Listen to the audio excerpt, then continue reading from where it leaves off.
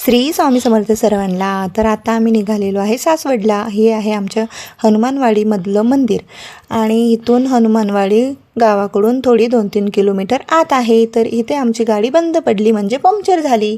तर स्वामिनी आणि मी आता इथून पायी चालत जाणार आहे गावामध्ये। स्वामिनीचे पप्पा गेले समोर गाडी घेऊन पंक्चर काढण्यासाठी। तर इथे बघा आम्ही शेतामध्ये थोडं थांबलो कारण की स्वामिनी दमलेली आहे त्याच्यामुळे।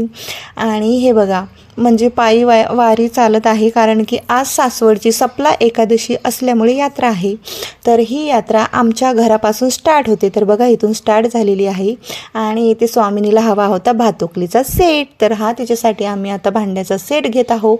किती सुंदर असा सेट आहे, छोटीशी सांडस, परत मसाल्याचा किती छानसा असा डबा आहे आणि चूल तर फारच आवडली बघा स्टीलची मला।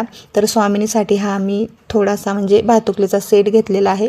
आणि इथे आहे मंगळसूत्र, खूप छान सुंदर असं, खूप कमी किमतीत खूप छान वस्तू आलेल्या आहेत यावेळेस आणि फक्त 100 रुपयाला आणि 50 रुपयाला कुठलीही वस्तू घ्या। तर इथे स्वामिनीने केलं थोडं एन्जॉय आणि आत्ता आम्ही निघालोय घराकडे।